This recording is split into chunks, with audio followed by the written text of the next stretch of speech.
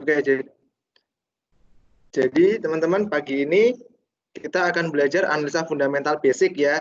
Harapannya teman-teman semua setelah kelas ini minim banget bisa membedakan mana perusahaan yang bagus untuk diinvestasikan jangka panjang dan mana perusahaan yang kurang bagus untuk diinvestasikan. Itu tujuan dari kelas hari ini. Nah, teman-teman, untuk mengawali kelas, saya akan memberikan sedikit rule atau peraturan di kelas ini. Teman-teman harap memute atau mematikan mikrofon masing-masing. Mikrofon boleh dinyalakan ketika teman-teman ingin bertanya atau menjawab pertanyaan dari saya. Selain itu, diharapkan mic untuk dimatikan. Gunanya untuk apa? Untuk mengurangi gangguan ketika saya berbicara. Kedua, teman-teman ketika akan bertanya bebas, mau di saat apapun. Tidak harus menunggu saya menawarkan pertanyaan kepada teman-teman ya. Jadi kelasnya santai aja. Nah, untuk mempersingkat waktu, yuk kita mulai kelas ini. Dan satu hal lagi, nanti ketika teman-teman ingin praktek langsung atau apa, boleh dipraktekkan. Karena nanti semua website atau semua materi yang saya sampaikan itu bersifat umum. Bisa teman-teman praktekkan di rumah. Ya, mari kita mulai kelas pagi hari ini. Oke, teman-teman, kelas investor, analisa fundamental. Sebetulnya analisis fundamental itu apa sih? Buat yang belum tahu, teman-teman, analisa fundamental itu diciptakan atau digunakan untuk melihat fondasi perusahaan, untuk menjawab pertanyaan saham apa yang akan kita beli. Karena untuk mengetahui saham apa yang kita beli, kita harus tahu dulu ini perusahaan bagus atau jelek. Nah, kita tahu bagus atau jeleknya perusahaan itu dari kinerjanya, dari gimana cara dia mengelola, menjalankan bisnisnya. Itu fungsi dari analisa fundamental. Jadi, kenapa kok diperlukan analisa fundamental? Karena di bursa efek itu, teman-teman, itu memiliki banyak sektor industri. Ada 9 sektor industri. Dan setiap industri itu memiliki siklus bisnisnya masing-masing. Jadi terkadang kalau kita itu cuma berdasarkan angka, berdasarkan harga saham, atau cuma berdasarkan rasio perusahaan, kita akan susah membandingkan. Apalagi kalau kita membandingkannya misal Waskita dengan Indofood, kita membandingkannya BCA dengan Kimia Farma, kita membandingkannya apa ya, CTRA dengan Garuda Indonesia, GIAA, pasti berbeda. Makanya kita diperlukan analisa fundamental untuk mencari tahu mana perusahaan yang bagus. Contoh, gini teman-teman, contoh perusahaan seperti perusahaan di bidang industri di sektor mining, ya atau agriculture, perkebunan, pertambangan, itu memiliki sistem bisnis yang bersiklus, ada siklusnya, dan sistem bisnis yang tergantung sekali dari harga komoditas. Itu core bisnisnya. Berbeda dengan bisnis perbankan, di mana bisnis perbankan ini sangat tergantung dengan kondisi ekonomi makro. Ya kan, dari tingkat inflasi, dari tingkat suku bunga. Kalau ekonominya baik, maka perbankan ini dalam menyalurkan kreditnya akan bagus juga. Tapi ketika kondisi ekonomi sulit seperti sekarang, maka penyaluran kredit perbankan akan berkurang. Padahal kita tahu bahwa perbankan itu pendapatannya itu ya dari kredit, dari uang yang dia pinjamkan kepada pihak relasi atau pihak ketiga. Karena ada juga perusahaan itu yang memiliki arus kas lancar setiap harinya.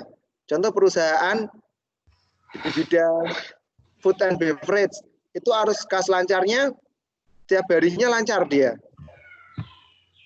Tapi utang jangka pendeknya besar, karena dia harus menyetok bahan mentah contohnya.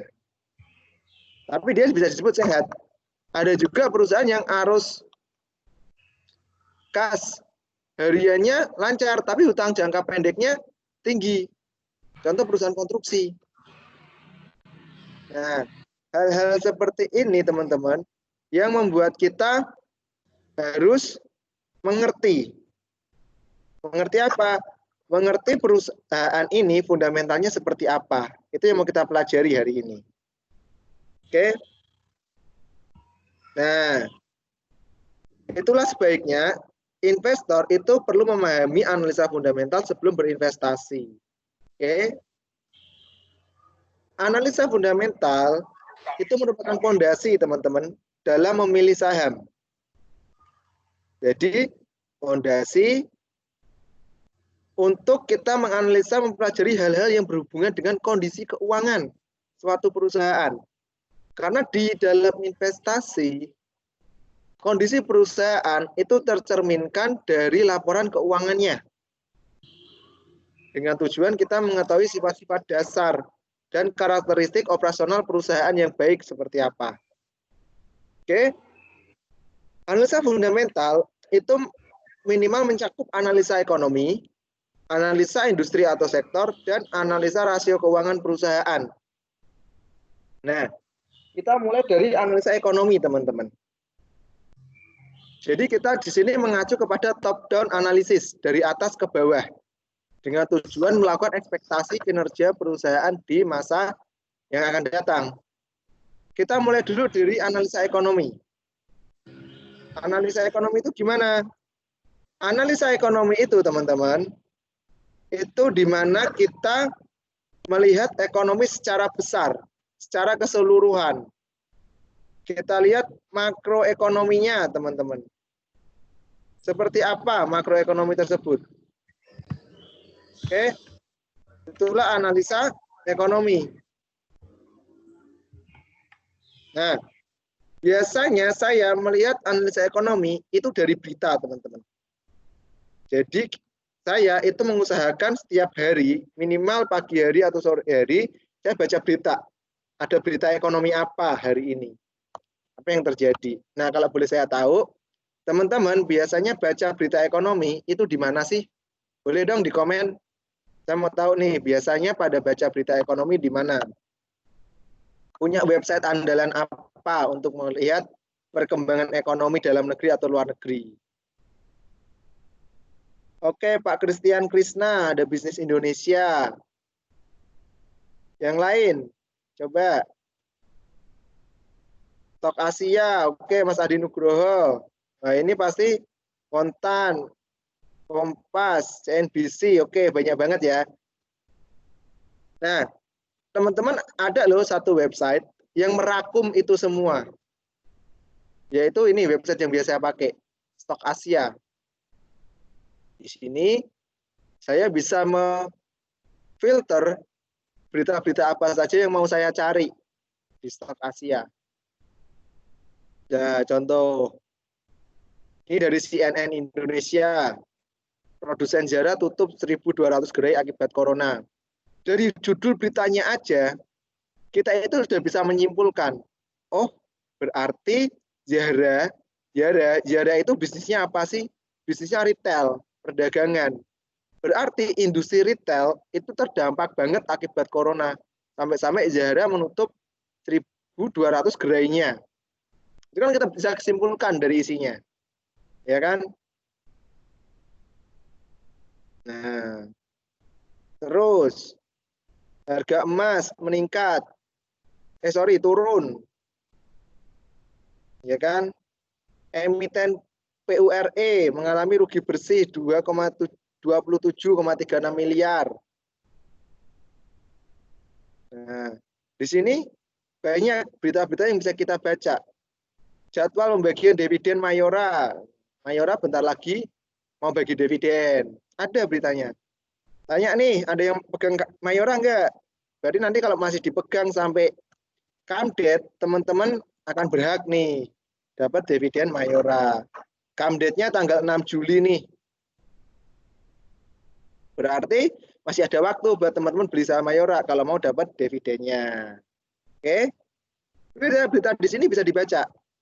Bahkan bisa kita filter di sini. Misal topiknya, saya mau lihat analisa fundamental, misal gitu, diklik. Ya udah nanti beritanya akan kefilter mana berita-berita yang memuat analisa fundamental.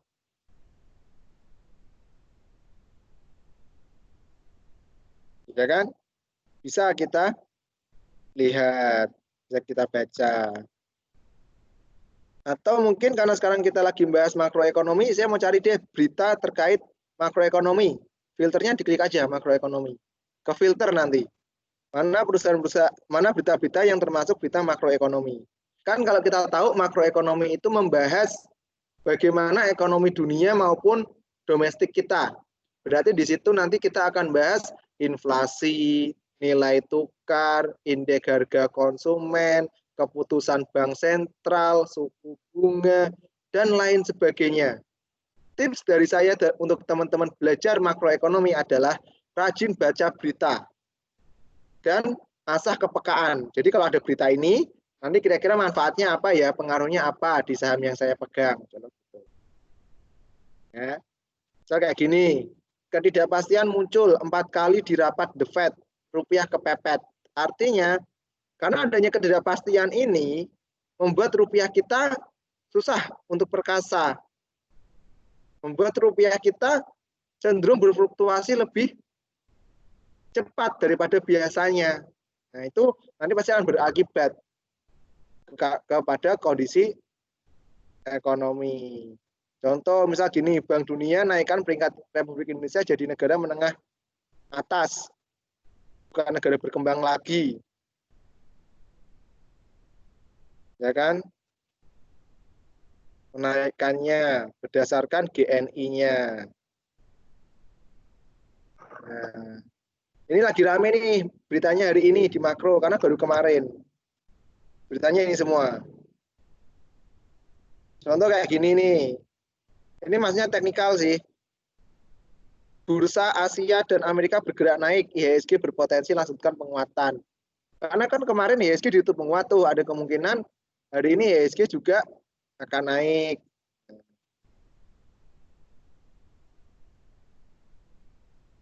Ya kan, ini ada nih rasio utang pemerintah tembus sekian. Itu nanti bisa dibaca di sini, dipahami. Oke. Itu terkait makroekonomi. Lanjut lagi teman-teman, di makroekonomi ini biasanya data yang sering dipakai kalau di Indonesia itu data BPS atau data Bank Indonesia. Misalnya kayak kemarin, BPS merilis data inflasi. Ternyata data inflasi kita itu masih sesuai dengan perkiraan, malah cenderung bagus. Itu akan mengerek pasar, membuat pasar modal kita menjadi naik. Ada beritanya, nanti cari aja. Udah ketutup soalnya sama berita Indonesia menjadi negara middle income. Yaitu situs untuk membaca berita ekonomi. Teman-teman boleh kalau punya situs-situs sendiri. Oke, sekarang balik lagi kita. Bentar ya.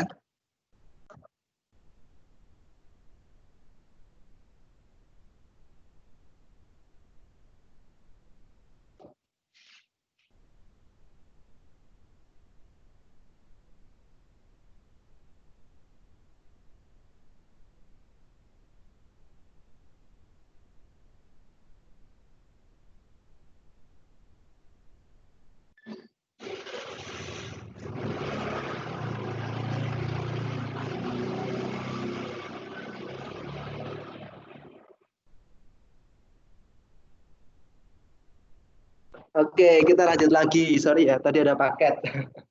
Oke, teman-teman. Kita lanjut lagi.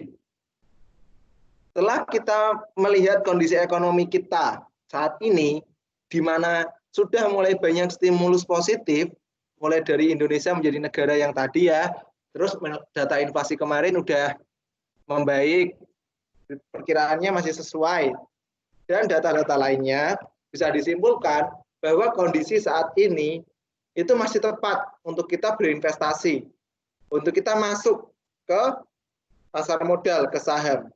Setelah itu pertanyaannya berlanjut, kita mau beli saham apa nih kalau kondisi ekonominya kayak gini? Nah, kita turunin ke analisa industri. Oke, industri apa sih sekarang yang masih bisa kita pegang, yang mulai kita lirik?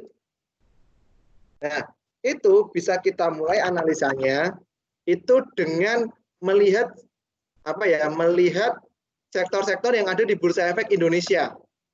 Nah, di Bursa Efek Indonesia itu ada 9 sektor, teman-teman. Ada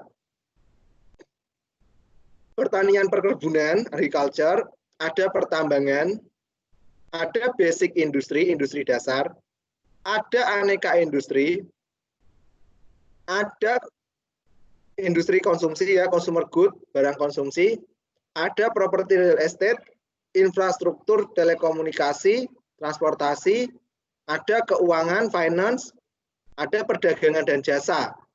Sama manufaktur itu gabungan dari basic industry, millennials industry, dan consumer good. Pertanyaannya, dari 9 sektor ini, mana nih kira-kira sektor yang masih kuat bertahan di kondisi seperti ini? Ya kan? Mari kita cek satu persatu, teman-teman. Pertama, agriculture. Agriculture itu kan pertanian, perkebunan. Salah satu sektor kuatnya itu adalah perkebunan kelapa sawit. Nah, pertanyaannya di industri di kondisi seperti ini, kira-kira gimana ya industri kelapa sawit? Gitu kan? Kita cari nanti beritanya. Gimana dengan berita CPO? Gimana dengan berita sawit, berita harga minyak kelapa sawit, apakah masih bagus? Ketika beritanya bagus, maka nanti harga sahamnya untuk jangka pendek akan ikut bagus. Sama dengan pertambangan juga. Pertambangan kebanyakan ya kalau enggak mineral, kayak timah, nikel, dan lain sebagainya, itu emas dan batu bara. Nah, teman-teman, kalau untuk agriculture sama mining, kita harus berpegang pada data harga komoditas.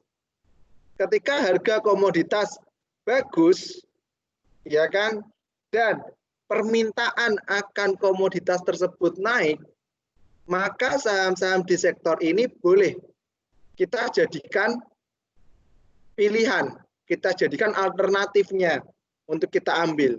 Karena sedang siklusnya. Jadi kita cek di website yang tadi, balik ke stok Asia. Misal gini ya, saya ketik CPO nih, CPO itu crude palm oil, minyak sawit.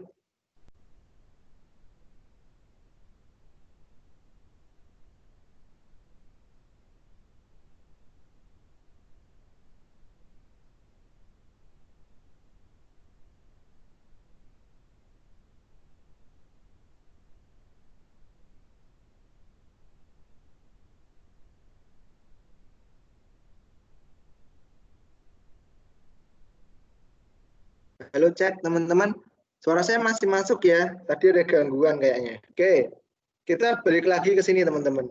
Lihat berita, harga minyak melesat, harga CPO balik di atas 2.400 ringgit Malaysia per ton. Nah, lihat berita-beritanya. Oke. Surplus perdagangan karena impor turun tajam, kontraksi pertumbuhan mungkin tak separah perkiraan, dan lain sebagainya. Intinya adalah kalau berita-beritanya bagus terkait CPO, ya kan, berarti boleh dipilih. Itu mining dan agriculture sama. Kita lihat kondisi harga komoditas dan permintaan akan komoditas tersebut. Kuncinya di situ. Share screen-nya udah nyala lagi ya, tadi mati. Ya, tadi gangguan soalnya tadi. Baik, kita lanjut lagi teman-teman. Kita lanjut lagi ke sini. Basic industri itu adalah industri dasar. Jadi kalau ada alurnya teman-teman, agriculture mining itu kan dia mengambil barang dari alam. Barang dari alam ini dikirim ke basic industri untuk diolah. Contoh misal agriculture, dia ngirim pohon, ke industri kertas. Pohon itu nanti dibikin kertas, ya kan? Sama industri kertas. Nah, atau mungkin mining, dia menambang batu kapur, dikirim ke industri semen di basic industry. Itu bisa kayak gitu. Jadi basic industry itu adalah industri yang mengelola dari barang mentah yang diambil dari alam menjadi barang setengah jadi. Itu adalah basic industry, teman-teman. Nah, basic industry ini, teman-teman, itu sangat tergantung dari industri lainnya. Jadi dia nggak bisa berdiri sendiri. Kenapa? Karena dia ada di tengah-tengah antara barang mentah dan barang jadi. Basic industri. Contoh industri semen. Industri semen itu nanti akan sangat tergantung dari industri mining. Karena bahan bakunya dari situ. Dan nanti basic industri ini yang semen tergantung pula kepada apa coba? Kepada konstruksi dan infrastruktur. Ya dong, ketika banyak proyek ya kan terkait konstruksi dan infrastruktur, otomatis membutuhkan banyak semen. Berarti nanti industri semen akan terangkat. Lah, pertanyaannya, kalau di kondisi pandemik seperti sekarang, di mana kita tahu pemerintah mengurangi porsi anggaran infrastrukturnya untuk dialihkan ke dana penanganan COVID, maka yang terjadi apa? Terjadi proyek-proyek infrastruktur, proyek-proyek konstruksi, ya kan, dan proyek-proyek properti itu akan terhambat, akan di pause dulu, akan di pending dulu. Maka penjualan semen akan berdampak, akan turun penjualan semen. Nah, itu resikonya, teman-teman. Ya, resikonya itu. Basic industry. Terus ada lagi millennials industry. Millennials industry itu apa? Industri yang disebut sebagai aneka industri. Jadi dia mengolah barang setengah jadi dari basic industry menjadi barang jadi. Itu millennials industry. Millennials industry itu salah satu contohnya otomotif, Astra Internasional.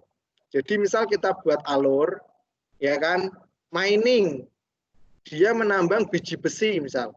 Biji besinya dikasih ke basic industry, ke Krakatau Steel, dibuat jadi besi lempengan. Besi lempengannya dikirim ke Astra Millennials Industry untuk dijadikan bagian dari kendaraan bermotor. Nah, itu alurnya seperti itu ceritanya. Kenapa kok urutannya kayak gini? Nah, untuk Millennials Industry, kita lihat dulu. Kita lihat dulu seperti apa perusahaannya, seperti apa bisnisnya. Karena Millennials Industry ini mencakup banyak banget bisnis. Ada kimia, ada otomotif, dan lain sebagainya. Jadi kalau untuk Millennials Industry, dia akan sangat tergantung kepada kondisi makro, itu inflasi. Contoh permintaan. Jadi ketika masyarakat itu punya uang banyak, ketika ekonomi dalam kondisi baik, otomatis belanjanya akan meningkat. Ketika belanja meningkat, maka Millennials Industry juga akan terangkat. Ya kan? Contoh kondisi kayak sekarang, masyarakat, orang-orang itu pada khawatir dengan pendapatannya di bulan depan, karena nggak pasti. Ya kan, ada yang di PHK, nggak ada pemasukan. Ada yang khawatir bahwa bulan depan dia akan di PHK. Ada yang masih kerja tetap, khawatir dengan penghasilan bulan depannya dia, sehingga mereka mengurangi konsumsinya. Nah, itu kan nanti akan berpengaruh. Berpengaruh ke apa? Berpengaruh kepada penjualan dari Millennials Industry. Makanya Millennials Industry ini terpengaruh banget sama kondisi makroekonomi. Setelah itu ada yang namanya consumer good. Consumer good itu apa? Consumer good itu adalah sektor barang konsumsi, barang yang kita pakai sehari-hari. Itu consumer good. Di dalamnya ada food and beverage, makanan dan minuman. Ada household, kebutuhan rumah tangga, contohnya Unilever. Ada farmasi. Nah, itu contoh-contoh sektornya, teman-teman. yang bisa teman-teman lihat nanti consumer good itu. Contoh food and beverage, ada ICBP, ada STTP, TPS Food kan, ada apa lagi ya? Coba apalagi yang teman-teman ingat, food and beverage, ada Cleo, dan macam-macam makanan dan minuman. Terus kalau farmasi, farmasi kita tahu ada Kimia Farma, Indofarma, Kalbe Farma, Papros, Sido Muncul, banyak banget. Ya kan? Household ada Unilever. Jadi banyak pilihannya, teman-teman. Itu kalau consumer good. Terus ada lagi properti real estate dan konstruksi bangunan. Properti real estate ya jelas kita tahu CTRA, PWON, ya kan, BKSL, apalagi emiten-emiten di sektor itu. Teman-teman tahu pasti banyak, ya kan.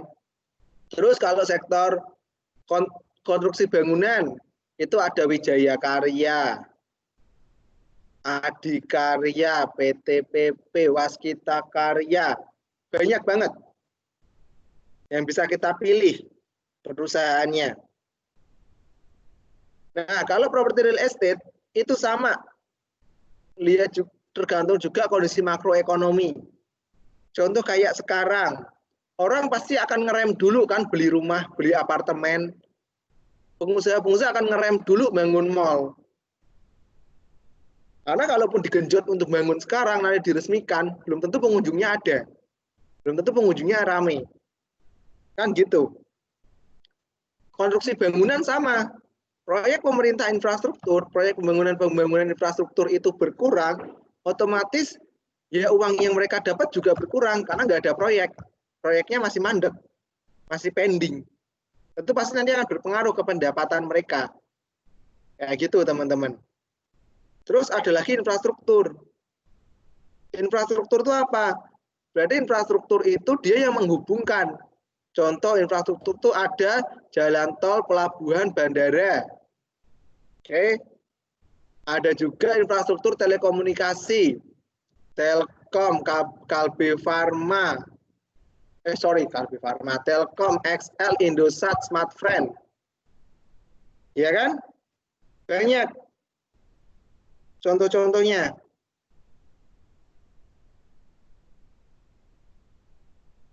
Nah, itu contoh dari infrastruktur. Terus satu lagi, transportasi. Itu maksudnya ke sektor infrastruktur. Garuda Indonesia, taksi, Bluebird. Itu contoh-contoh emitennya di sektor infrastruktur. Nah, pokoknya infrastruktur itu biasanya sama properti real estate, dia pertumbuhannya hampir sama. Kalau kondisi ekonominya baik, sama-sama menguntungkan bagi mereka, naik. Tapi kalau kondisi ekonominya jelek, kayak sekarang, mereka sama-sama melempem. Terus ada lagi apa? Sektor keuangan. Finance. Finance yang paling kita tahu perbankan, bener nggak? Kita semua tahu sektor finance perbankan. Coba sebutin teman-teman, emiten perbankan yang teman-teman tahu kode sahamnya apa aja. Yuk, kita sebutin yuk, apa aja yuk. BMRI, Mandiri, BBRI, BBCA, BJTM, BBTN. Mantap, banyak banget ya. BJBR, BEKS. Banyak banget. Pakai. Benar. Pak Adi Nugroho, banyak banget saham-saham itu. Nah, saham selain perbankan ada juga insurance, asuransi di situ, leasing di dalamnya juga. Tapi yang familiar biasanya kita perbankan. Saham sektor finance itu sangat tergantung dengan kondisi ekonomi, tergantung dengan pertumbuhan ekonomi. Ketika ekonominya tumbuh, ketika produktivitas tinggi, jadi sektor-sektor lain ketika produktivitasnya tinggi, maka sektor keuangan akan terangkat. Kenapa bisa begitu, Mas? Karena perusahaan-perusahaan ini kalau butuh uang, pinjemnya ke siapa? Pasti ke industri keuangan dong. Bener nggak? Wijaya Karya misal mau bikin jalan tol, pinjem uangnya ke bank. Pakuwon, misal mau bikin mall baru, uangnya kurang, pasti pinjem ke bank. Teman-teman misal punya bisnis, butuh tambahan modal, pasti pinjemnya ke bank, ya kan? Makanya ketika bisnis bertumbuh, maka emiten perbankan juga akan tumbuh. Finance perbankan. Tapi kalau untuk asuransi dan leasing, itu nanti beda lagi analisisnya. Karena kalau leasing pasti ya sama sih, dia tergantung banyaknya permintaan motor kan, atau barang-barang yang dileasingkan. Kalau insurance berarti kalau ekonominya membaik, maka permintaan asuransi akan meningkat. Karena orang punya uang untuk membeli asuransi. Karena kalau basic ekonomi teman-teman, urutannya itu pertama adalah kebutuhan. Setelah kebutuhan adalah tabungan atau dana darurat. Setelah tabungan atau dana darurat, orang mulai akan memikirkan asuransi. Setelah asuransi, baru orang akan memikirkan investasi. Investasi ada di nomor 5. Setelah asuransi. Gitu. Jadi logikanya ketika ekonomi membaik dan selainnya kepenuhi, maka orang akan berpikir untuk punya asuransi. Nah, kalau kondisi kayak gini ya pasti asuransinya agak melempem juga. Karena pasti banyak premi-premi yang macet. Jangankan untuk bayar asuransi, untuk makan aja susah, kan logikanya gitu. Oke, itu finance, sektor finance. Terakhir, sektor trade and service, perdagangan dan jasa. Perdagangan dan jasa, salah satu sektor di dalamnya itu adalah industri retail. Oke, industri retail. Industri retail itu apa aja? Ya industri retail, Alfamart. Contoh terus Ramayana, Matahari, Hero, macam-macam perusahaan retail yang dia menjual untuk kalangan retail. Nah, emiten-emiten retail ini juga terpengaruh di tengah pandemik seperti ini. Kenapa? Contoh tadi yang berita kita baca, Yara menutup 1.200 gerainya. Kenapa ditutup? Karena nggak ada pemasukan, nggak bisa gaji karyawan, barangnya nggak bisa keluar, terpengaruh. Apalagi sekarang dengan adanya pandemi, kita nggak bisa keluar, kita nggak bisa nge-mall, orang-orang belanjanya cenderung beralih ke online. Bagi emiten-emiten retail yang punya website online dan rame, dia bisa survive. Tapi untuk emiten-emiten yang websitenya kurang diminati, gerai fisiknya tidak begitu ramai, nah itu akan terdampak. Contoh, Ramayana, Matahari itu kan terdampak. Beda dengan emiten retail, Alfamart. Alfamart di tengah pandemik, dia malah meningkat pendapatannya. Kenapa? Karena retailnya dia retail yang mendekati ke masyarakat. Ya kan, Indomaret, Alfamart, setiap kelurahan ada sekarang. Bahkan di satu kelurahan ada 2-3 Indomaret, Alfamart. Jadi kan dia mendekat. Walaupun ada pandemik, orang tetap butuh barang-barang yang ada di Alfamart. Apalagi dia menjualnya kebutuhan pokok, makanan dan minuman. Ya kan, mau pandemik atau enggak, kita tetap makan dan minum. Maka pendapatannya tetap aman. Nah, itu contoh teman-teman, analisa industri. Jadi, dari industri yang ada, kita pikir apa dampak-dampak yang mungkin bakal terjadi di tengah pandemik seperti ini. Kita cari tahu. Itu teman-teman. Terus, ya, setelah kita tahu industri, maka industri itu bisa kita kelompokkan menjadi 3 industri setelah kita tahu sektor-sektornya. Pertama, growth industry. Growth industry itu adalah industri yang akan tumbuh pesat ketika kondisi ekonomi baik. Growth industry. Basic industry, million class industry, property real estate, infrastruktur, itu adalah sektor-sektor yang akan tumbuh pesat, industri yang akan tumbuh pesat ketika kondisi ekonominya baik. Contoh deh, konstruksi bangunan deh. Ingat nggak sih dulu waktu 2013, Presiden Jokowi dilantik menjadi program utamanya dia apa? Infrastruktur. Sejak 2013 sampai 2015, lihat saham-saham konstruksi. Melejit. Karena kondisi ekonominya baik, menguntungkan bagi dia. Betul kan seperti itu? Nah, itu growth industri. Defensive industri. Defensive industri itu adalah industri-industri yang dia tahan banting. Jadi dia kuat bertahan. Ekonominya baik ya dia tumbuh, ekonominya jelek dia masih tumbuh walaupun tumbuhnya dikit mungkin. Jadi dia masih bisa bertahan. Contoh, consumer good, makanan dan minuman, finance, perbankan, itu defensive industry. Karena secara logika teman-teman begini logikanya. Mau krisis atau enggak, kita tetap makan. Indomie tetap jalan. Krisis atau enggak, kita tetap mandi. Unilever tetap jalan. Kan gitu kan? Krisis atau enggak, bank masih tetap berputar. Karena bank itu core ekonomi dunia, core ekonomi suatu negara. Ketika banknya itu bagus, balance, baik dari menyerap dana dari masyarakat maupun menyalurkan dana dari masyarakatnya itu bagus, maka dia bisa bertahan. Gitu teman-teman, itu sektor perbankan. Jadi sektor perbankan ini dia defensif dengan catatan uang masuk dan keluarnya dia itu balance.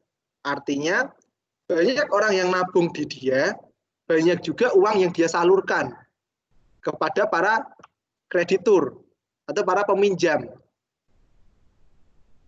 Kenapa? Karena kalau salah satunya aja nggak balance, maka akan berat sebelah bank ini. Contoh gini, contoh. Misal ya, kalau kondisi pandemi kayak gini, orang yang nabung di bank akan ikut menurun. Benar nggak? Jumlah uang di bank, kasnya bank akan ikut menurun. Kenapa? Karena orang mulai mengambil tabungannya untuk memenuhi kebutuhan. Karena pemasukannya berkurang. Sedangkan kebutuhan harus tetap jalan. Otomatis kan kita ngambil uang di tabungan. Benar nggak? Logika sederhananya deh.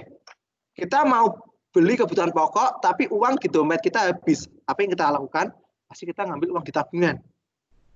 Sedangkan kondisi ekonominya kurang bagus.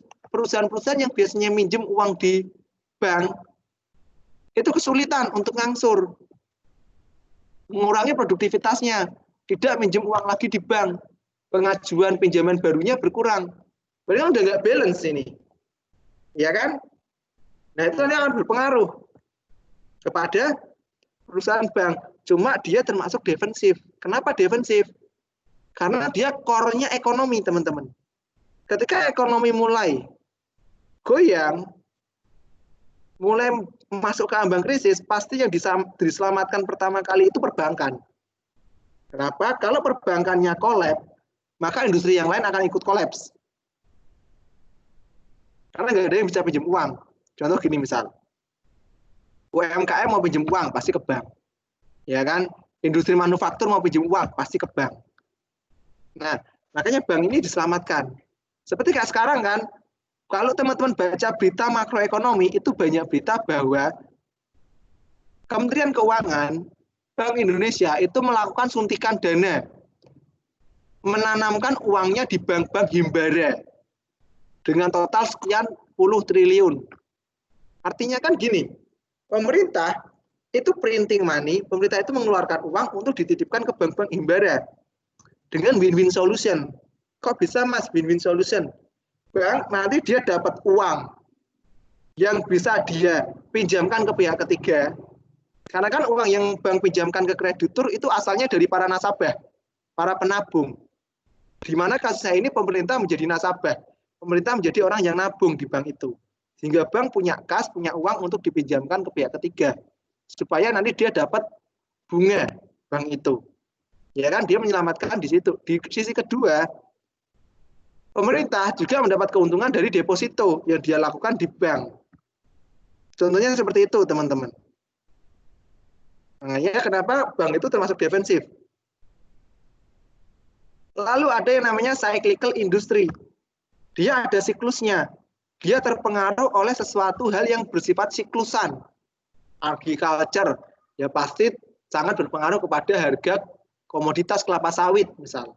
Harga beras. Mining, pasti terpengaruh harga batu bara, harga emas, harga mineral. Trade and service, Perusahaan retail pasti terpengaruh oleh siklus tahunan. Misal Lebaran, penjualan retail meningkat. Natal tahun baru, penjualan retail meningkat. Musim sekolah, penjualan retail meningkat. Nah, itu contohnya. Contoh cyclical industry yang bisa kita pelajari. Nah, berarti sekarang saya punya pertanyaan ke teman-teman untuk memahami terkait industri dan sektor. Pertanyaannya adalah, di tengah kondisi seperti ini, sektor mana yang menjadi pilihan? Coba teman-teman ketik atau ucapkan sektor industri Consumer good, apa Mas. yang menjadi pilihan. Apa, Mas? Consumer good, Mas. Consumer good. Oke. Ada lagi nggak? Sektor lain. Yang defensif berarti consumer good, finance. Terus saya sekarang punya pertanyaan. Sektor infrastruktur boleh dilirik nggak? Sektor infrastruktur.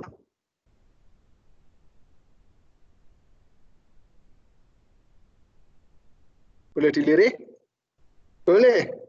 Oke, subsektornya apa? Kan tadi infrastruktur ada transportasi, penyedia jasa jalan, sama telekomunikasi. Ada nggak subsektor dari infrastruktur yang boleh kita lirik?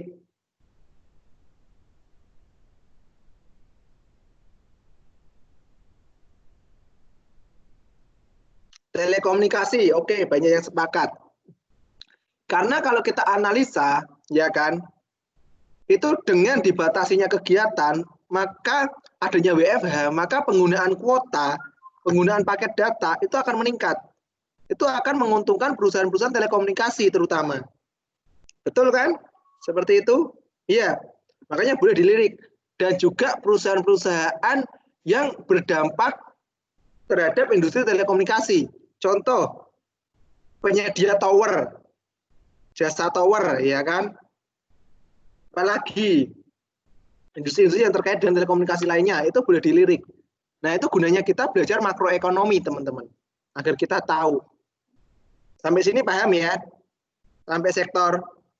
Ada pertanyaan sebelum saya lanjut ke slide selanjutnya, yaitu laporan keuangan? Boleh, silakan yang mau tanya. Terkait makroekonomi dan analisa sektor dan industri. Sudah setengah jalan kita.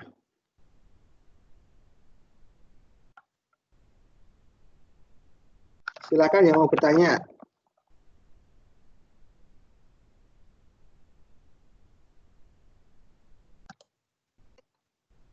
Oke, tidak ada. Bisa dilanjut ya. Berarti kalau nggak ada. Oke, baik. Karena nggak ada, berarti saya lanjutkan. Laporan keuangan. Di sini ada yang kuliahnya akuntansi mungkin? Atau lulusan dari akuntansi? Pasti familiar dong dengan laporan keuangan, ya kan? Intinya kita belajar laporan keuangan itu untuk apa sih, Mas? Karena teman-teman, di akuntansi prinsipnya itu adalah angka yang berbicara. Jadi angka ini nanti akan menceritakan bagaimana kondisi perusahaan, bagaimana bisnis perusahaan itu berjalan, bagus atau enggak. Nah, itu nanti dari angka, dari laporan keuangan. Teman-teman, jangan khawatir dengan laporan keuangan. Oke, mau teman-teman anak ekonomi atau bukan, laporan keuangan itu adalah sesuatu yang mudah untuk dipelajari. Percaya pada saya. Kenapa? Karena laporan keuangan itu, teman-teman, dia itu akan memberikan gambaran, insight ke kita. Oh, perusahaan ini asetnya masih tumbuh, oke. Oh, perusahaan ini profitnya masih tumbuh, oke. Nah, dia akan memberikan gambaran ke kita.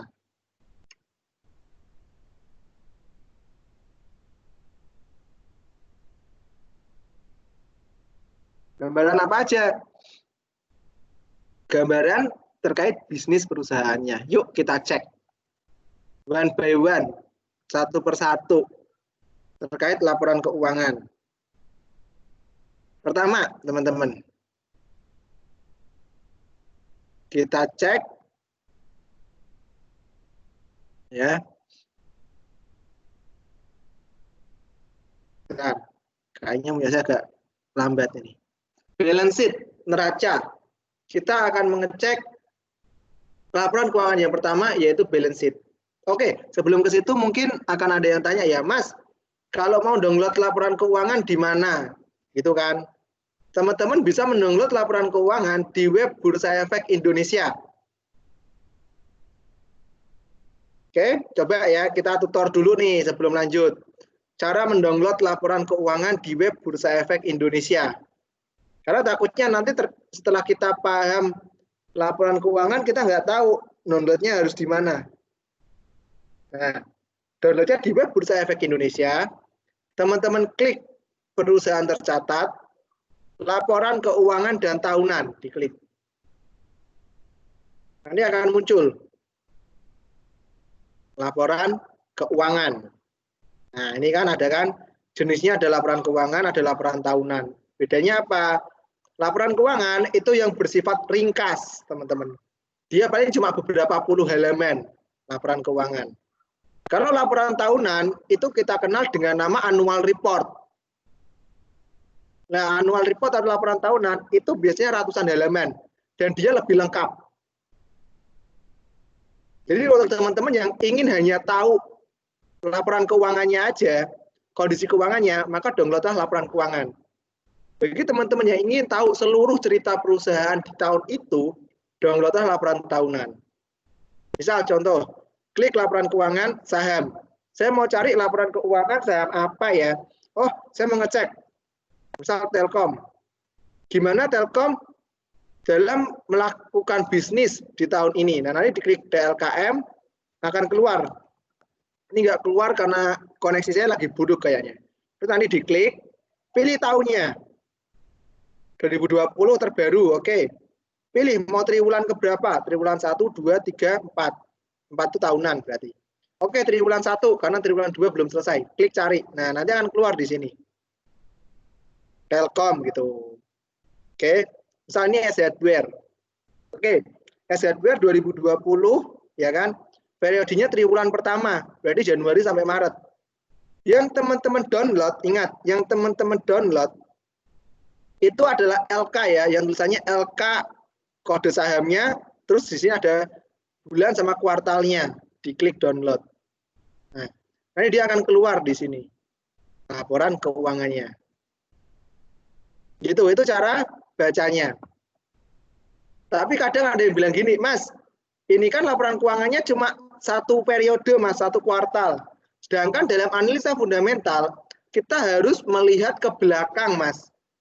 Ya paling enggak 5 periode ke belakang. Kalau tahunan berarti 5 tahun ke belakang, Mas. Kalau triwulanan berarti 5 triwulan ke belakang. Itu gimana caranya, Mas?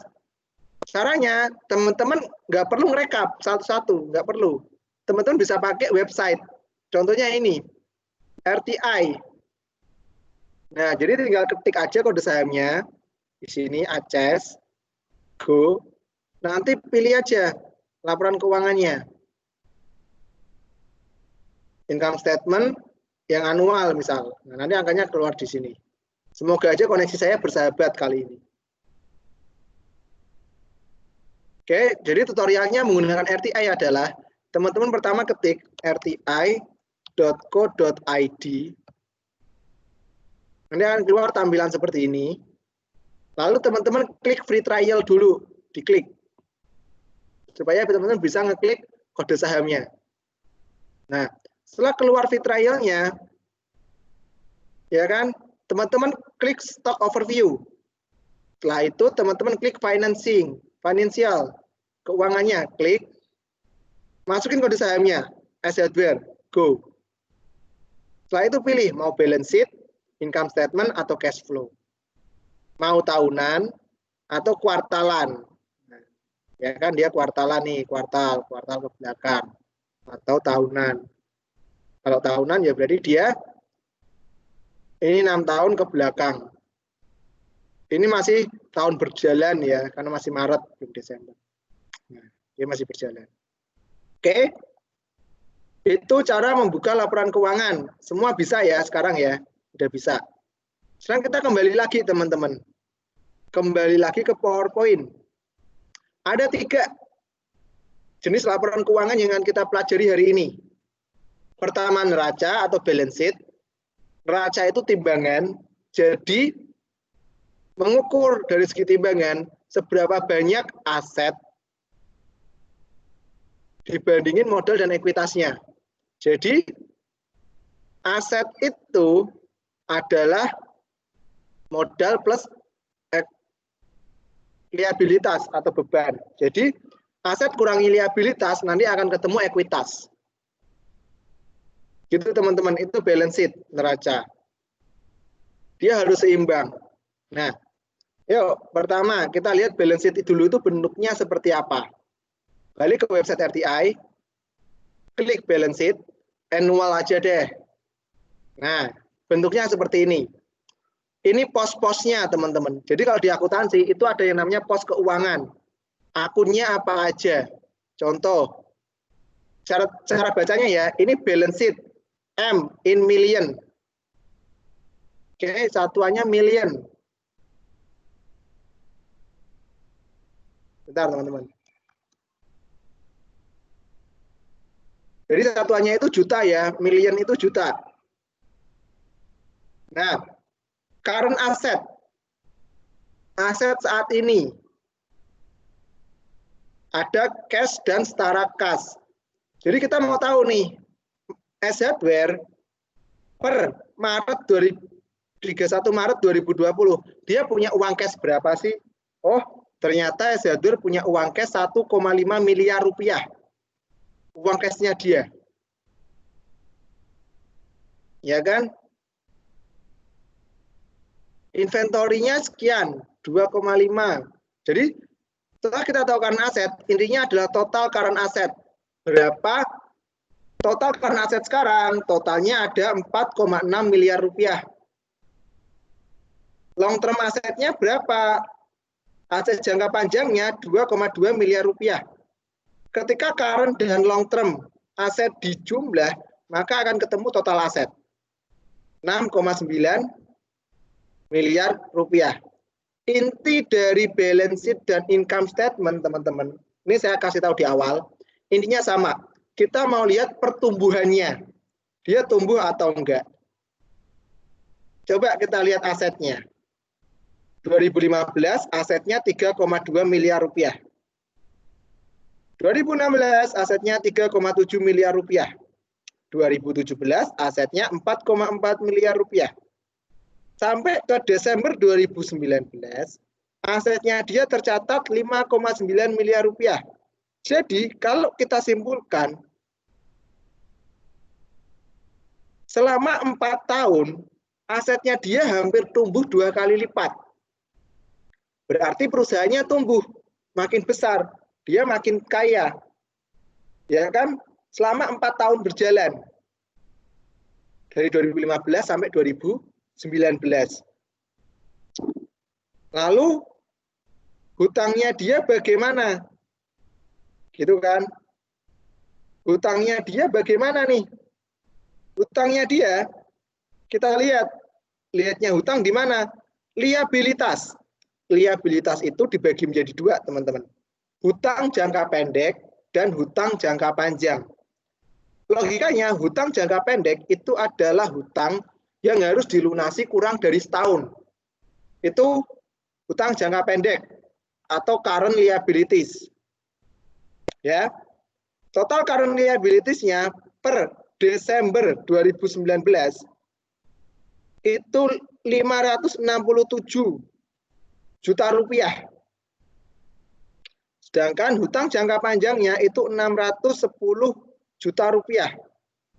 Berarti totalnya, ya kan, total hutangnya perusahaan ini itu 1,1 miliar rupiah. Ciri-ciri perusahaan yang baik, kalau teman-teman pernah ikut SPM level 1 bareng saya atau bareng Pak Fani, kita selalu bilang, Ciri-ciri perusahaan yang baik itu yang asetnya atau liabilitasnya yang tinggi, teman-teman. Saya tanya, aset atau liabilitasnya yang tinggi? Kekayaan atau hutangnya yang tinggi? Aset, Mas. Aset ya, asetnya yang tinggi. Betul sekali. Berarti kalau kita lihat bersama-sama, S Hardware ini sehat nggak antara aset dan hutangnya? Bagus nggak? Bagus ya, karena dia asetnya hampir 6 miliar, sedangkan hutangnya dia, ini udah satuan juta, ding ya. Berarti 5 triliun, sorry. Besar warna dikit banget. Asetnya dia hampir 6 triliun, sedangkan hutangnya dia cuma 1,1 triliun. Berarti kan banyak asetnya nih. Hutangnya dia berarti sekitar 20%, hampir 20% dari asetnya dia. Berarti kan masih normal. Ibarat kita punya kekayaan 100 juta, hutang kita cuma 20 juta. Berarti kan rendah. Oke, masih kaya. Perusahaan ini masih bagus. Gitu, teman-teman. Nah, oke, ini liabilitasnya. Nah, ini ekuitasnya. Ketahuan di sini. Oke. Ini balance sheet. Balance sheet itu simpel, teman-teman. Kita lihat dia tumbuh atau enggak asetnya, dan lihat hutangnya masih di porsi aman enggak dari aset tersebut. Intinya tidak lebih tinggi dari asetnya. Oke, sampai sini terkait balance sheet basic. Ada yang mau tanya enggak? Nanti masalah pos-posnya bisa teman-teman pelajari sendiri. Apa itu inventory, apa itu intangible asset, short hutang jangka pendek, ya kan? Sampai sini ada yang mau ditanyain terkait dengan balance sheet atau timbangan atau neraca bagi perusahaan. Oke, saya rasa belum ada pertanyaan ya. Nanti kalau ada pertanyaan langsung diketik atau langsung ngomong aja nggak apa-apa. Tapi sampai sini teman-teman paham nggak sih apa yang saya jelaskan tadi? Mau bertanya, Mas. Ya, monggo Mas. Ini tuh, tapi kan kata Mas masih bagus ya, Mas ya.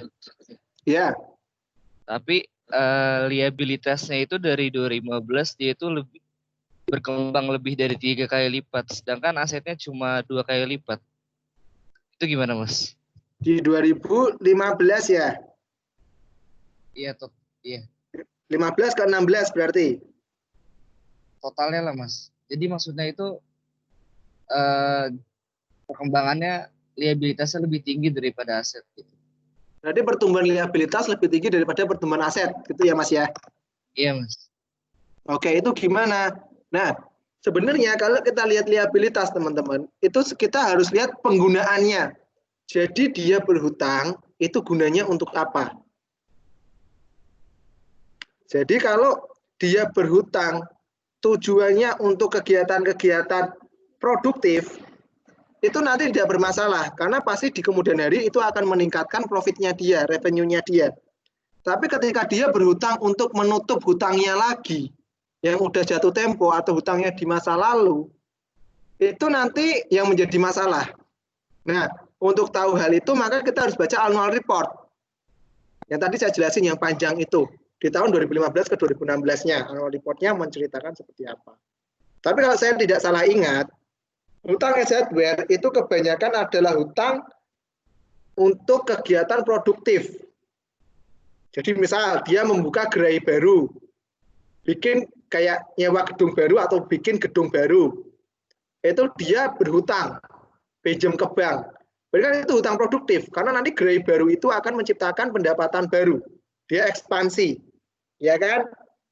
Dia berhutang untuk memperbanyak jenis barang yang dia jual. Makanya kalau kita lihat di sini karena asetnya antara cash dan inventory itu banyak inventory. Karena kan dia kebanyakan berbentuk berkakas barang yang dia jual. Dia meningkat di inventorinya. Dan kita lihat juga propertinya. Propertinya kan dia terus tumbuh kan ini propertinya.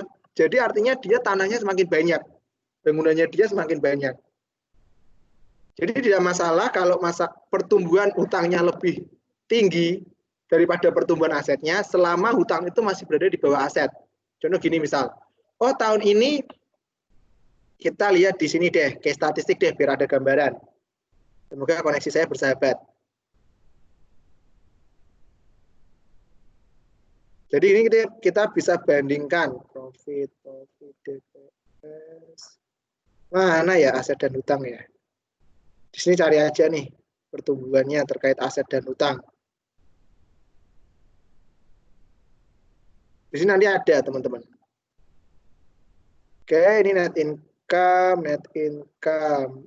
Mana ya profitnya sama? Oh ini balance sheet kayaknya.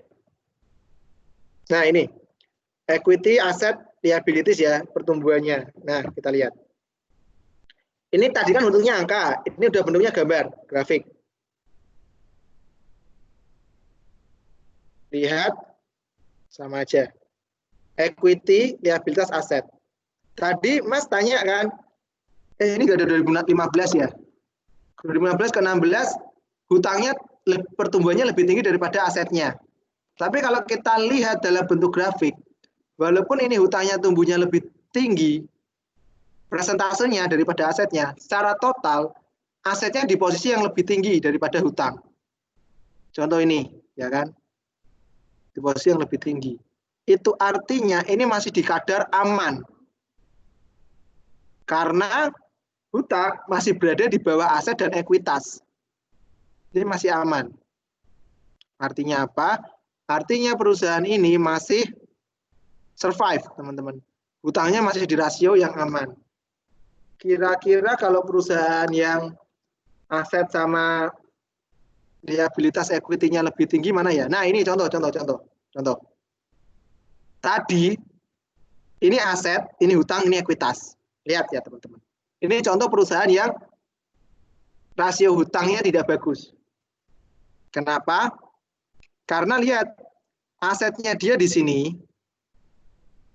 hutangnya dia di sini. Hutangnya udah mepet ke aset. Sedangkan equity-nya, modal kerjanya minus. Di bawah nol kan, minus. Artinya dia nggak punya modal kerja, dia punyanya kebanyakan hutang. Nah ini contoh yang nggak bagus. Jadi yang tadi Mas tanyakan, itu gimana SHBR kok rasio per growth hutangnya lebih tinggi daripada growth asetnya, no problem. Selama pertumbuhan hutangnya itu masih hutang produktif. Oke Mas, terjawab? Terjawab Mas. Oke, terima kasih Mas. Ada lagi yang mau bertanya? Sebelum saya lanjut ke income statement.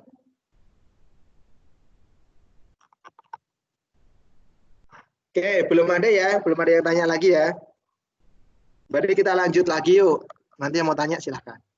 Kita selanjutnya akan bahas income statement. Apa itu income statement? Income statement namanya income, pendapatan. Ya berarti laporan keuangan ini menceritakan gimana cara perusahaan itu menghasilkan keuntungan atau kerugian. Mulai dari dia dapat uang dari penjualan sampai menjadi pendapatan bersih. Itu diceritakan di income statement. Jadi kalau kita pengen tahu perusahaan itu sekaya apa dan hutangnya berapa, kita lihatnya neraca atau balance sheet. Tapi kalau kita kok inginnya itu mencari tahu perusahaannya ini itu untung ruginya berapa, kita lihatnya income statement. Oke. Income statement tadi menjelaskan perusahaan dari dia mendapatkan total sales, penjualannya dia, ya kan, sampai dia menjadi net income atau pendapatan bersihnya dia. Di sini ada. Nah, coba kita lihat total sales, pendapatannya dia. Kita pakai Desember 2019 ya kesepakatan. Per Desember 2019, total sales dari S Hardware, pendapatan dari dia jualan per kakas itu adalah 8,1 triliun rupiah. Oke. 8,1 triliun rupiah pendapatannya dia. Biaya operasional yang dia keluarkan selama setahun, cost of goods sold, ya kan, biaya produksi, biaya operasional, dan lain sebagainya. Istilahnya kayak pokok penjualannya lah, itu adalah 4,2 triliun rupiah yang dia keluarkan. Maka setelah penjualan, total penjualan dikeluarin oleh dengan HPP, maka akan ketemu gross profit, pendapatan kotornya dia. Pendapatan kotornya Desember 2019 itu adalah 3,8 triliun rupiah. Oke, itu pendapatannya dia, 3,8 T. Tapi ini belum bersih, ini masih gross, masih kotor, harus dikurangi lagi. Dikurangi apa? Dikurangi oleh pengeluaran operasional. Pengeluaran operasional itu apa? Biaya marketing, sales, administratif, dan pengeluaran lainnya.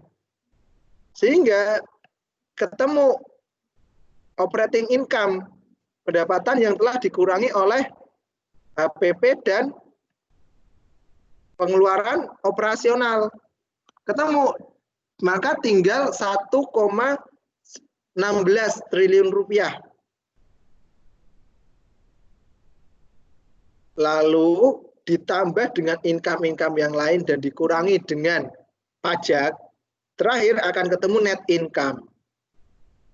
Net income-nya berapa? Net income perusahaan S Hardware itu adalah 1,036 triliun rupiah. Ya, ini net income itu yang bersih. Dan net income ini yang nanti bisa dibagi kepada para pemegang saham. Oke. Nah, ini equity-nya yang tadi, 9 dari yang tadi itu equity-nya di sini. Oke, net income. Sampai sini bisa dipahami income statement. Inti dari income statement ada teman-teman sama kayak tadi di balance sheet. Jadi tumbuh nggak sih net income-nya dia sama gross profit-nya dia?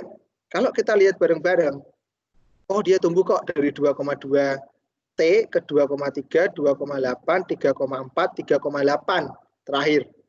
3,8 triliun rupiah, berarti dia tumbuh. Gross profit-nya, pendapatan kotornya, revenue-nya ini istilahnya. Kalau yang di performa itu, yang kita pelajari di SPM level 1, ini gross profit itu namanya performa perusahaan. Kalau net income itu namanya profit. Profitnya tumbuh dari 500 miliar, 700 miliar, 780, 970, sampai dengan 1,36 triliun. Berarti S Hardware setiap tahun dia tumbuh. Gitu teman-teman. Itu net, itu terkait dengan income statement-nya. Kalau teman-teman pusing lihat angka, buka aja ke statistik, nanti tampilannya hampir sama kayak yang di performa, ringkasan performa di Bursa Efek, di webnya Bursa Efek. Nah, lihat nih, income statement, kita klik. Ya kan? Oh, oke, lihat revenue-nya dia. Saya buat anuali aja, biar nggak kelihatan naik turunnya. Nah, ini tahunan nih, lihat. Grafiknya naik, teman-teman. Sejak 2010 sampai 2019. Itu grafiknya naik ke puncak gunung kan. Terus net income-nya dia juga naik ke puncak gunung. Ingat yang kita pelajari di SPM level 1, perusahaan yang bagus itu yang profit dan revenue-nya itu naik setiap tahun. Betul? Betul. Ini kita lihat dia tetap naik. Berarti bagus nggak? Bagus. Yang nggak bagus kayak gimana? Nah, coba kita cari yang nggak bagus. Nah, lihat. Revenue-nya, ya kan, pendapatannya naik turun, bergelombang. Revenue-nya sempat minus. Nah, ini kan di bawah 0 berarti minus. Minus. Sampai 2019 masih minus, dalam lagi. Nah, itu contoh ya yang kurang bagus. Oke, sampai di sini terkait dengan income statement, ada yang mau ditanyakan? Teman-teman?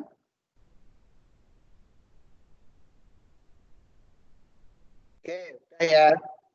Udah, nggak ada pertanyaan. Baik, kalau ada yang mau tanya silakan. Sekarang sambil menunggu pertanyaan, saya lanjut. Lanjut kemana? Lanjut ke sini, mana ya tadi ya? Ke cash flow atau arus kas.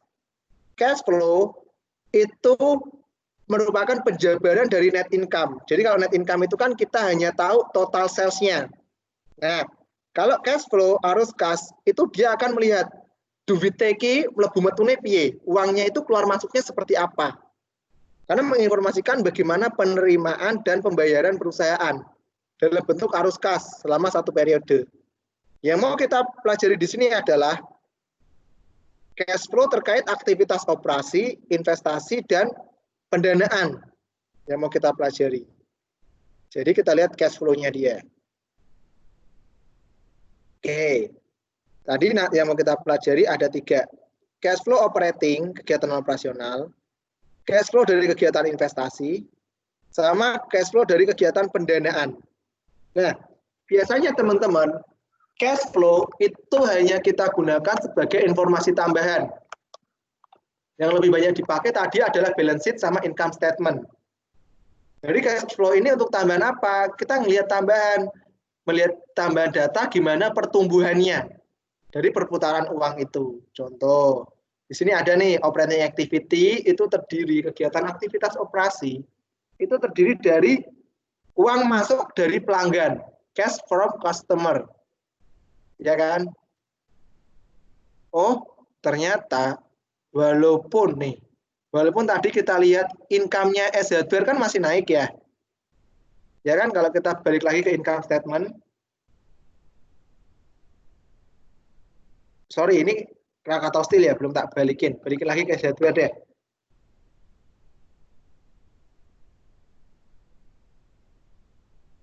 Biar nggak bias. Oke, income statement-nya, gross profit-nya naik. Ya kan? Net income-nya dari 2018 ke 2019 naik. Kita lihat yuk, gimana dengan cash flow-nya dia.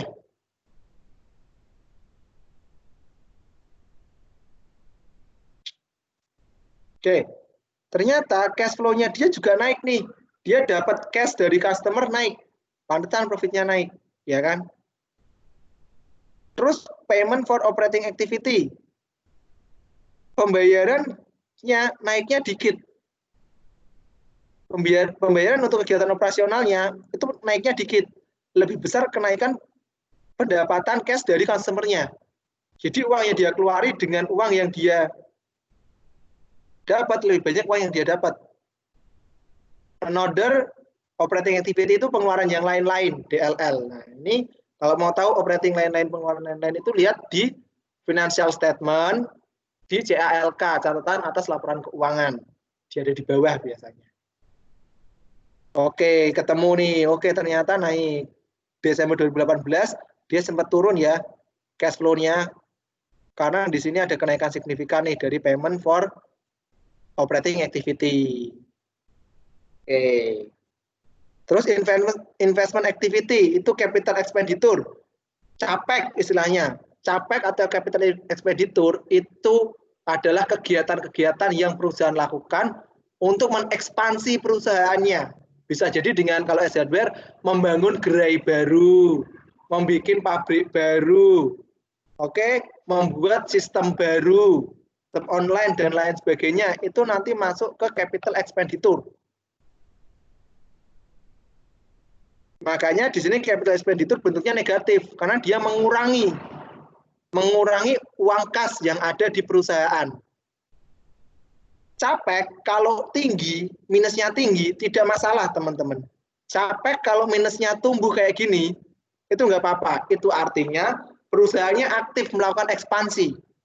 Tapi kalau sampai CAPEX-nya itu kok nggak tumbuh stagnan, ya udah berarti dia ekspansinya stagnan. Dana yang dia keluarkan sama dengan tahun lalu. Gitu. Itu terkait dengan investment activity. Jadi dia itu berinvestasi di sektor real. Maksudnya ke CAPEX. Terus ada financing activity. Financing activity itu terkait dengan pendanaan, teman-teman.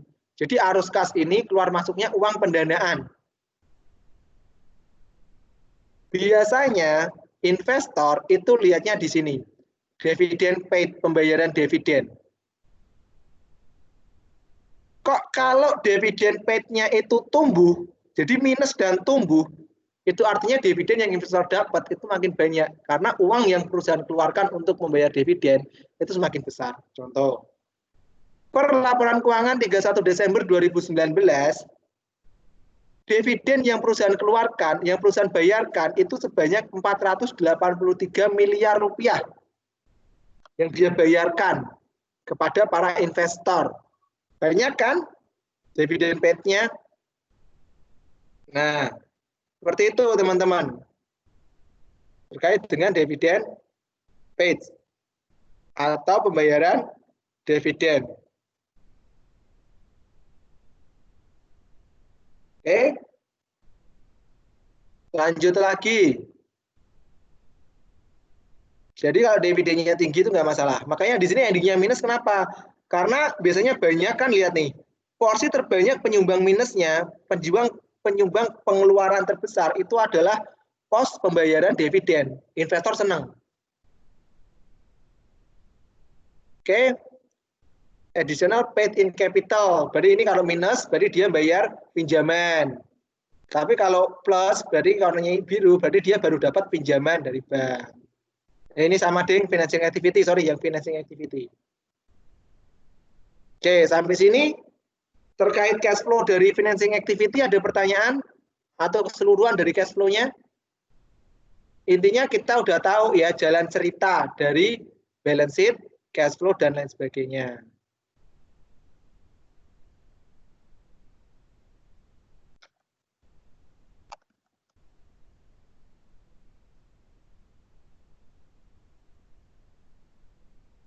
Sampai sini ada yang mau ditanyain sebelum kita masuk ke rasio-rasio perusahaan? Sebelum kita belajar apa itu DER, DAR, ROA, ROE, EPS, NPM, dan lain sebagainya. Basicnya udah paham dulu ya teman-teman ya. Sampai sini. Kalau belum paham, nanti bisa ikut kelas yang selanjutnya, kita ulangin lagi materinya. Yang penting teman-teman ada gambaran. Syukur-syukur habis ini teman-teman praktek nih langsung.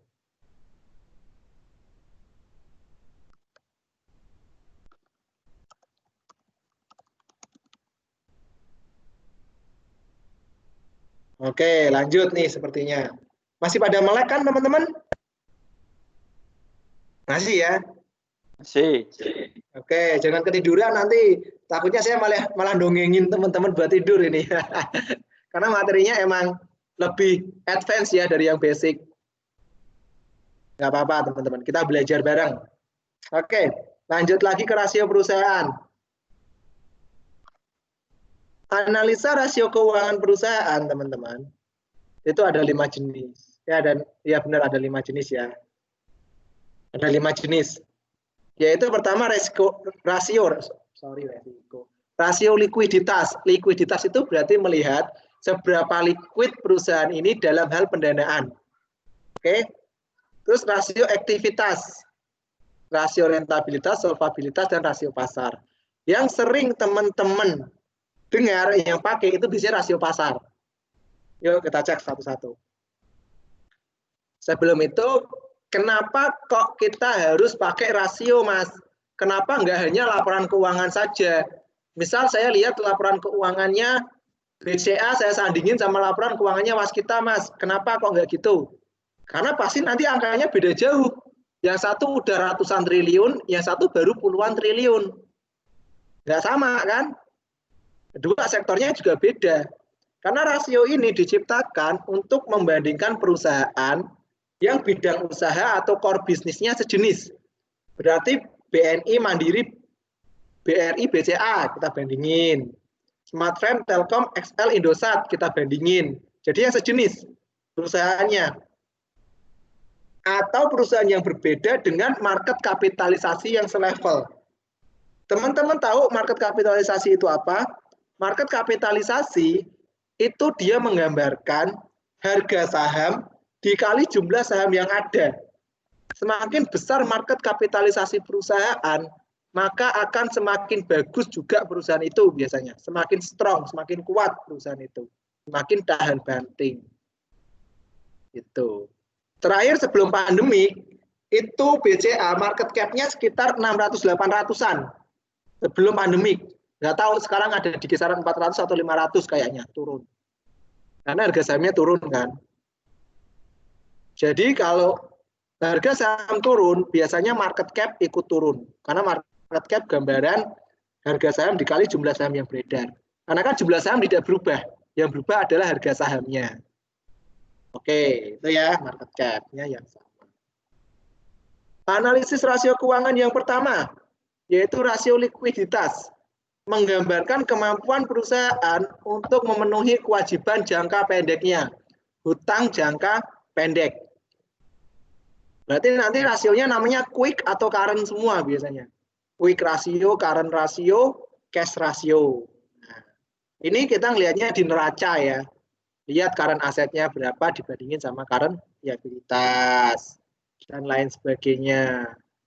Nah, tapi biasanya investor itu kurang suka pakai rasio likuiditas. Quick rasionya kurang suka. Kenapa? Karena investor mau nyimpen saham jangka panjang. Kalau dia pakainya rasio jangka pendek kan kurang dari setahun. Berarti nanti tahun depan ada perubahan signifikan lagi. Maka mereka pakainya rasio solvabilitas. Atau rasio leverage, rasio jangka panjang.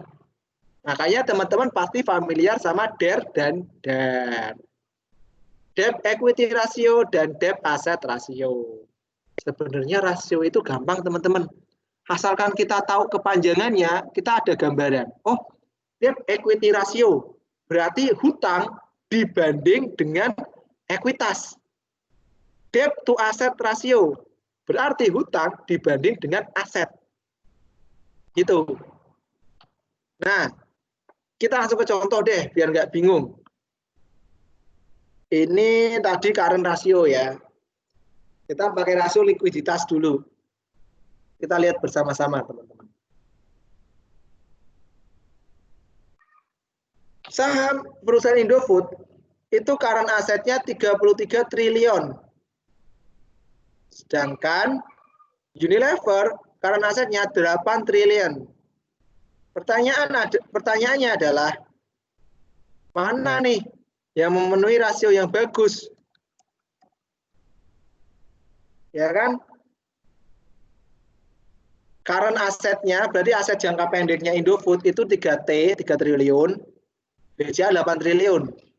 Rasio hutangnya, jangka pendeknya, current liabilities-nya itu 31 triliun, sedangkan Unilever 11 triliun. Berarti ketika Indofood atau Unilever harus melunasi semua hutang jangka pendeknya, current liabilities-nya, maka kita bisa lihat mana perusahaan yang masih punya sisa uang. Unilever sisa asetnya, current aset jangka pendeknya 8T. Hutangnya 11T, berarti masih minus. Minus 3T. Makanya current rasionya 74%. Indofood 33T, hutangnya 31T. Current rasionya 113%. Artinya perusahaan yang bagus itu yang current rasionya di atas 100%. Semakin tinggi semakin bagus. Karena kesimpulannya, kemampuan Indofood untuk menutupi kewajiban jangka pendeknya lebih bagus dibandingkan Unilever. Karena Unilever kalau mau melunasi semuanya ini, dia harus pinjam uang dulu 3T. Baru bisa melunasi semuanya. Sedangkan Indofood nggak perlu pinjam uang, dia masih bisa lunas. Karena masih ada sisa uang. Itu contoh dari current ratio.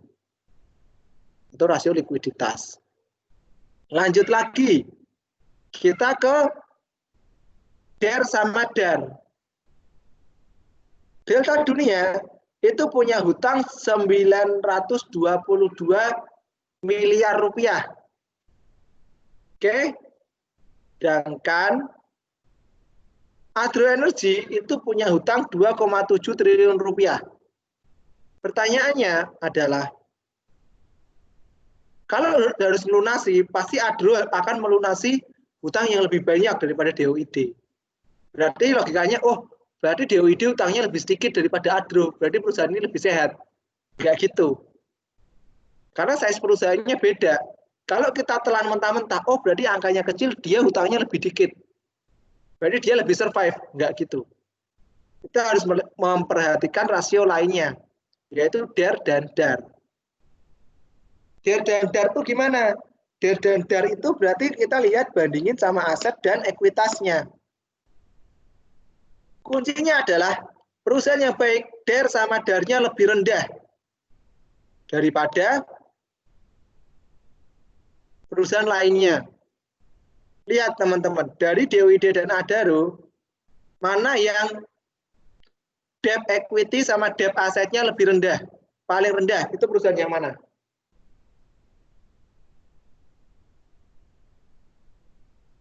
Adro atau DOID? Adro. Adro ya.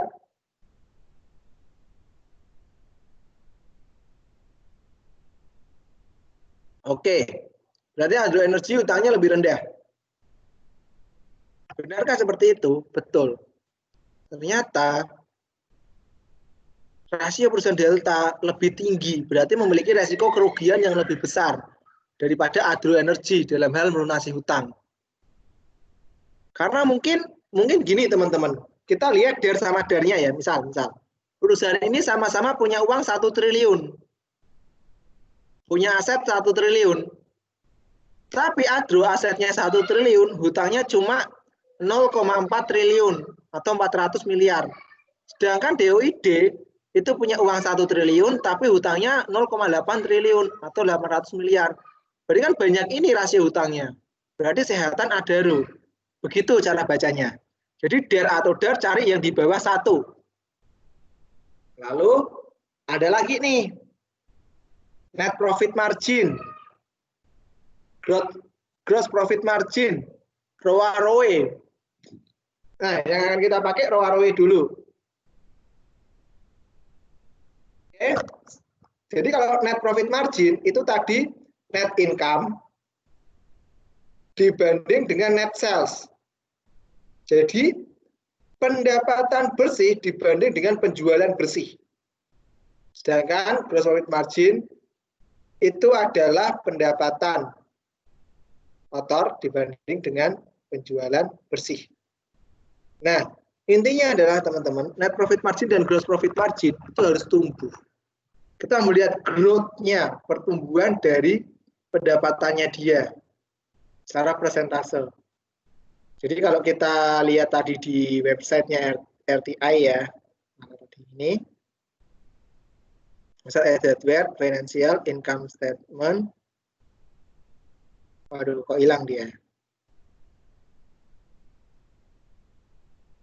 Nah, ini kan di sini ada gross profit, net income atau net profit, sama total sales, net sales-nya di sini. Dibandingin, jadi mereka itu dibandingin nanti sama net sales-nya. Berapa? Yang bagus itu adalah dia yang tumbuh. Oke, sekarang kita lanjut lagi yuk. Lanjut. Di sini ada Waskita dan Wika. Lihat gross profit sama net income-nya. Waskita gross profit-nya 8,8 triliun rupiah. Sedangkan Wika gross profit-nya cuma 3,6 triliun rupiah. Waskita dari gross profit 8,8 triliun, dia bisa menghasilkan keuntungan bersih, profitnya, net income-nya 4,6 triliun. Sedangkan Wika dari gross profit 3,6 triliun, dia bisa menghasilkan net income 2 triliun. Di sini kita akan mencari tahu mana perusahaan yang cara kerjanya lebih efisien dalam menghasilkan keuntungan. Karena keuntungan yang tinggi belum tentu itu efisien dalam menghasilkannya. Bisa jadi yang keuntungannya rendah, dia lebih efisien daripada perusahaan yang keuntungannya tinggi. Maka dari itu kita lihat ROE sama GPM NPM. Nah, tadi ROE dijelaskan.